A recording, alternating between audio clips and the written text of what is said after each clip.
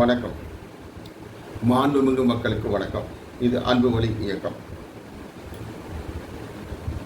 என்னினும் உயர்வான மாண்புமிகு மக்களாகிய உங்கள் அனைவரையும் நான் பிறந்த இம்மண்ணினும் உயர்வாக கருதி எனது அன்பு வணக்கத்தை மீண்டும் ஒரு முறை தெரிவித்துக் கொள்கிறேன்.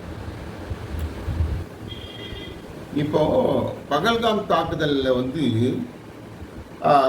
வந்த தீவிரவாதிகள் போராளிகள் அப்படின்னு இந்தியாவில் இருக்கக்கூடிய ஒரு சில பேர் அவங்களுக்கு ஆதரவாக பேசுகிறாங்க. அவங்க போராளிகள் அப்படிங்கிற மாதிரி சொல்கிறாங்க. எந்த வகையில் போராளிகள்னு தெரியல. போராட்டம்னா நம்ம பல போராட்டங்களை நம்ம பார்த்துருக்கோம்.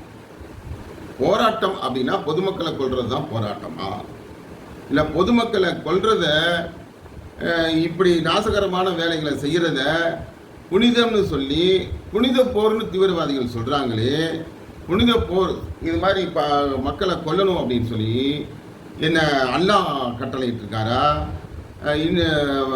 நம்ம நபிகள் நாயகம் கட்டளையிட்டு இருக்காரா, அல்ல குரானில் இருக்குதா, எதில் இருக்குது இப்படி அப்பாவி பொதுமக்களை கொல்லணும் அப்படின்னு சொல்லிட்டு எதில் இருக்குது? சரி, ரைட்டு, நீங்கள் போராடிகள்னு சொல்கிறீங்க. எதுக்காக போராடுறாங்க?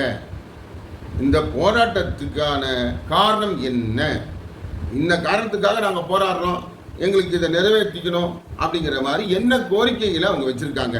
இது வரைக்கும் இந்த தீவிரவாதிகளுக்கு சப்போர்ட் பண்ணுறாங்களே, அவங்களால என்ன காரணத்துக்காக போராடுறாங்கன்னு சொல்ல முடியுமா? இந்த தீவிரவாதிகளுக்கே தெரியாது என்ன காரணத்துக்காக போராடுறாங்க. அவங்க ஒன்றில் மூலச்செலவை செய்யப்பட்டு நீங்கள் இது மாதிரி நாசகரமான வேலைகளை செய்யணும் அப்படின்னு சொல்லிட்டு தீவிரவாத தலைவன் என்ன சொல்கிறான்னா அதை செய்கிறாங்க, அவ்வளோதான். எதுக்காக இந்த மாதிரி அப்பாவி பொதுமக்களை படுகொலை பண்ணுறாங்க அப்படிங்கிறது அவங்களுக்கே தெரியாது. நம்ம இந்த இலங்கையில் விடுதலை இயக்க தலைவர் கேப்டன் பிரபாகரன் போராடினார், தனியில் வேணும்னு போராடினார்.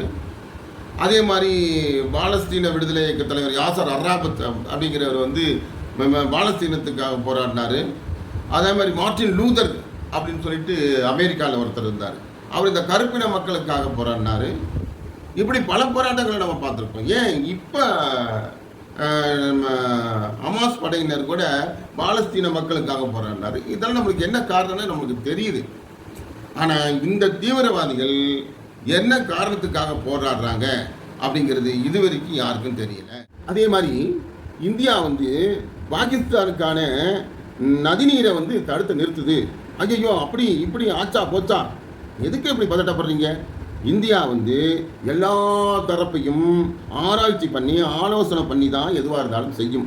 இதில் எடுத்தேன் கவிழ்த்தேன்னு பாகிஸ்தான் மாதிரி செய்ய முடியாது.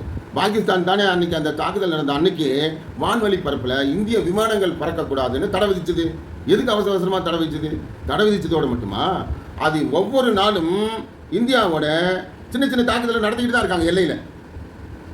இதெல்லாம் தீவிரவாதத்துக்கு ஆதரவாக பேசுகிறவங்களுக்கு தெரியாது. இப்படி ஆயிருமோ அப்படி ஆயிருமோ, அதை பண்ணிடுவாங்களோ இதை பண்ணிடுவாங்களோ.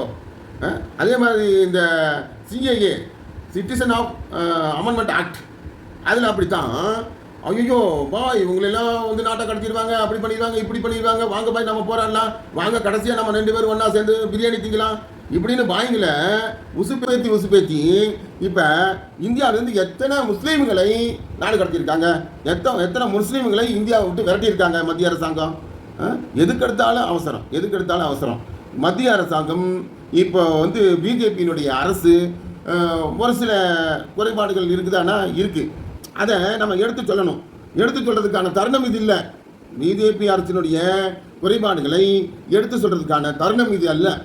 இப்போ மிகப்பெரிய பதட்டத்தில் இருக்கோம். நம்ம நிறைய பார்த்துட்டோம். இப்போ பார்த்தீங்கன்னா பாராளுமன்ற தாக்குதல், அதுக்கப்புறம் தாஜ் ஹோட்டல் தாக்குதல், அதுக்கப்புறம் புல்வாமா மாவட்டத்தினுடைய தாக்குதல், இதுக்கப்புறம் இப்போ பகல்மா தாக்குதல், எல்லா தாக்குதலும் அவங்க தொடுத்துக்கிட்டே இருக்காங்க, பண்ணிக்கிட்டே இருக்காங்க.